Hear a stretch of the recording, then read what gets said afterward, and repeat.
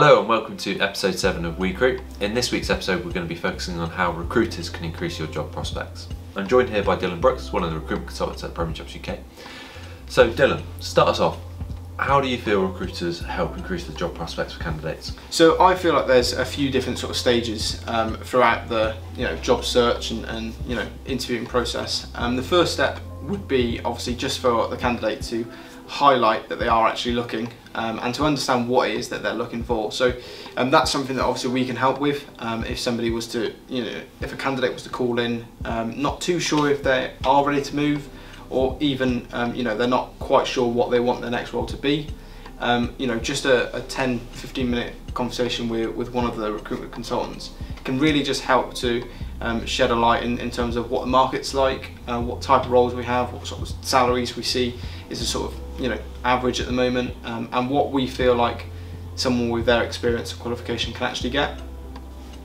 So I feel like that first step is quite an important one, as well as if they're coming to us, we can then help them with other opportunities, highlighting what we've currently got available, which would then lead me on to my second point, which is where we're financial services specialists in particular.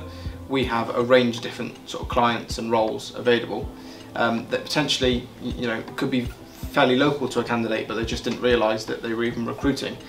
So by them having that initial conversation with us, we can then make that introduction, which could actually be a perfect fit.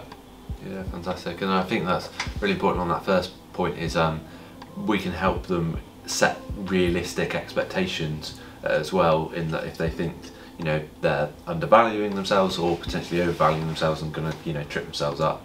So that's really good. And also, like you said, introducing clients, because we deal with a lot of businesses who maybe have a head office in a certain location and then either have satellite offices or just offer home-based working, and so they're not aware, even if they do a Google search, that that company exists in their area because they've not got a massive footprint. So that's really good.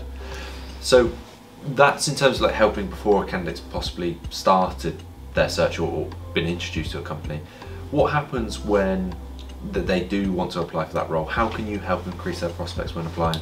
Yeah, so typically when a candidate has come to me and they've shown interest in a specific position, we'll have a lengthy sort of 15-20 minute conversation just to go through what their current situation is, why they're looking to move on, what in particular it is, and then highlighting the key role that I think could be good for them, and whether that is that they actually don't know whether they want to be employed or self-employed. We have a range of roles, so sometimes it will be that I've got multiple roles that I can actually introduce them to.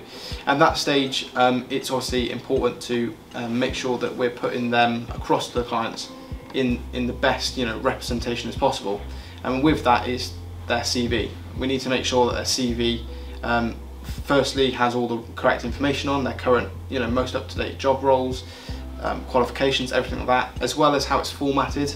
Sometimes CVs can come through and they're not formatted very well, or they don't have very much information on there, or some people have too much information on there and we need to condense it down a little bit.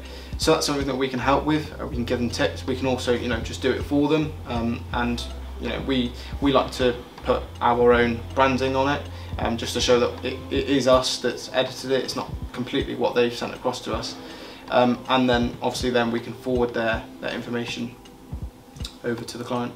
Yeah, that's really helpful, and I think it can be a stumbling block for a lot of candidates who just aren't displaying that information the right way, or even missing key information that they know should be on there, but they just are unaware that actually they're missing it. So yeah, that can really help get that foot in the door, because that's what a lot of candidates struggle with, is that foot in the door, which the CV often does.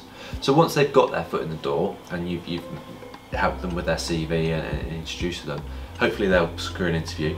So in your role, what do you do to help the candidate when they're preparing for that important interview? So obviously we speak with candidates that sometimes have had 10 roles within 1 year. Sometimes they haven't had, they've only had one role in 10 years. Yeah. So sometimes they're very confident and know how to approach an interview. Some people really don't. So there is obviously a spectrum, but we we'll always try to do some interview preparation with them, run through the company, make sure that they've done some research on the company. If they haven't, obviously try to give them some pointers.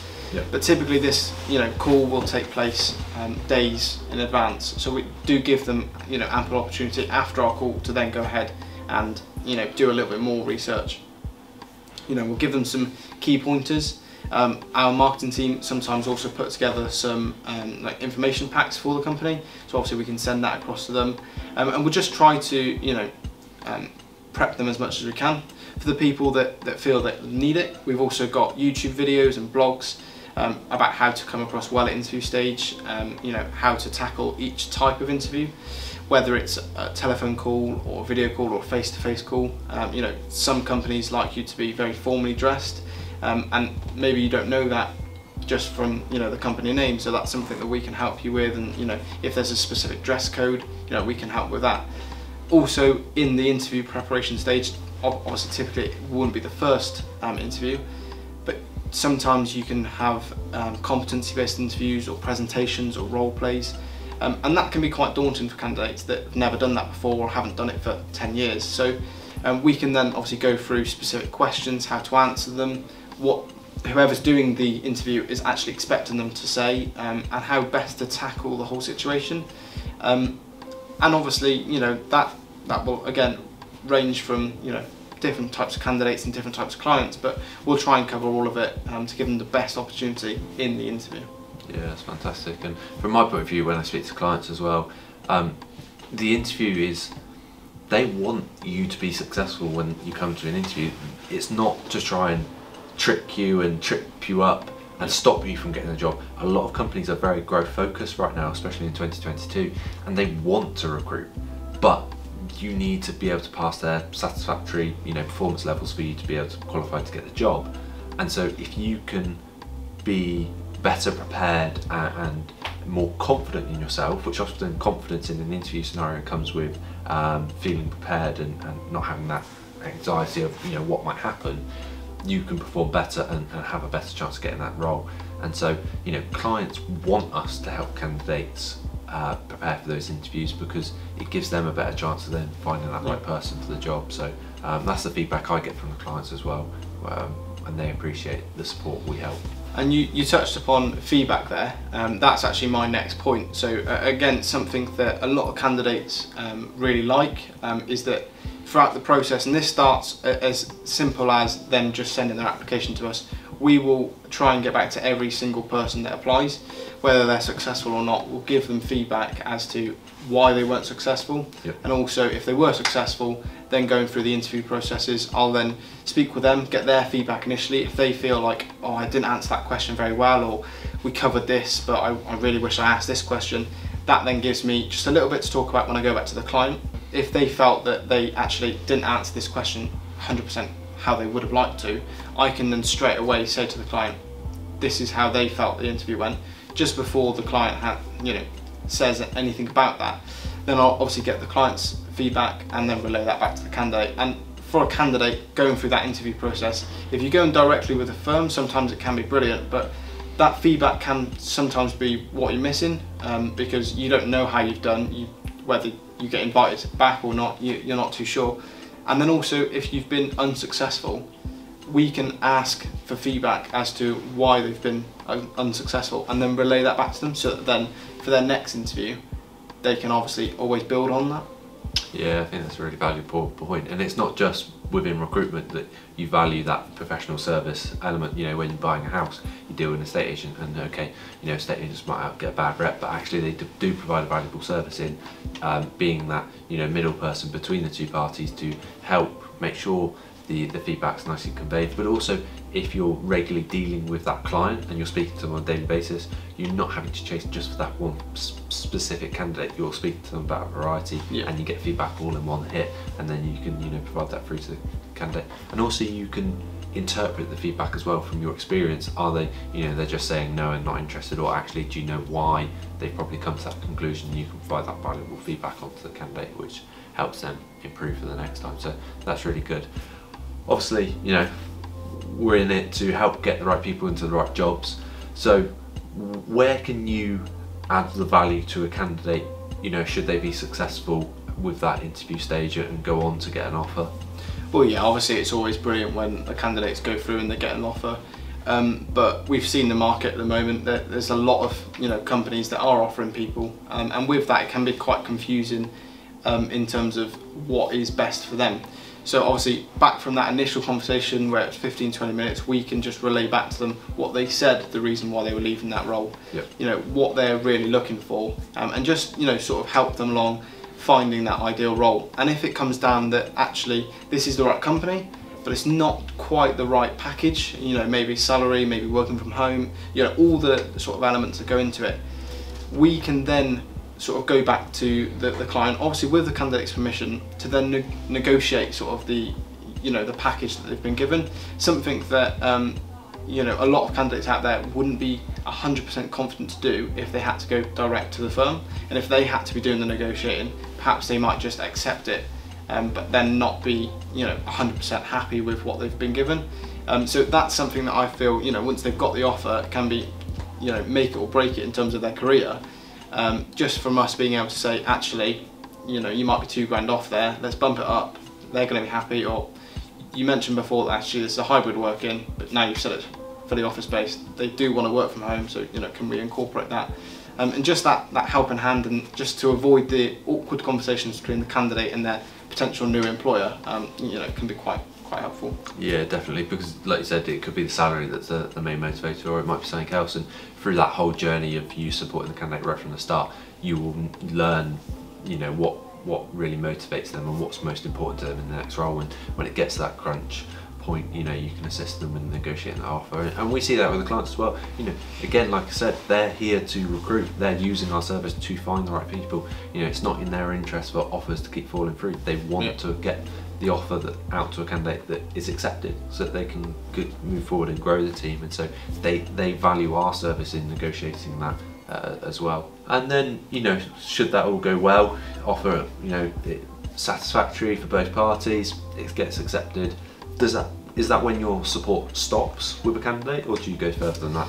No, obviously, just because the offer's been made doesn't mean that the contract's been sent out, doesn't mean that communication has to end there.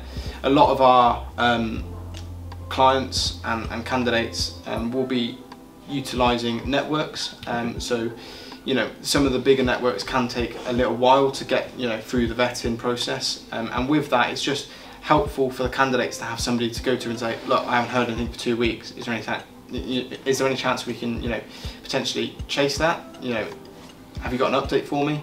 And then it's not the candidate always nagging their new employer for an update on, you know, what's happening.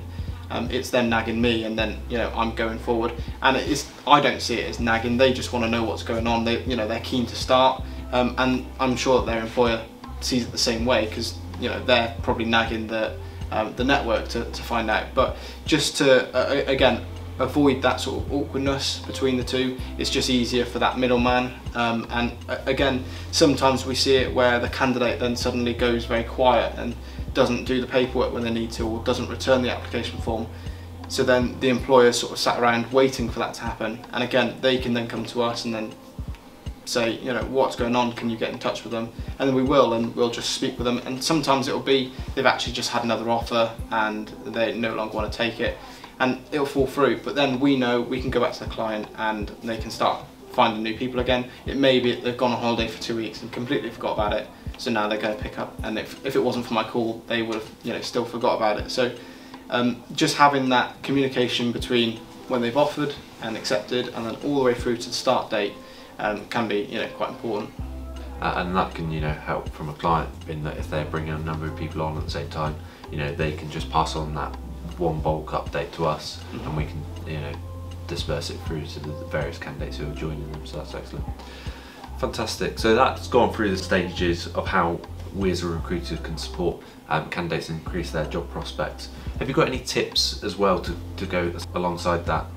Yeah, so other sort of points that is always important to know about would be communication. I've touched upon it throughout the various stages, but just being able to have, for both the client and the candidate, somebody that they can just go to, you know, ask for an update, have that person that can sort of liaise and, like you said, be the middleman for the two can be quite important, and it's something that the candidates quite like.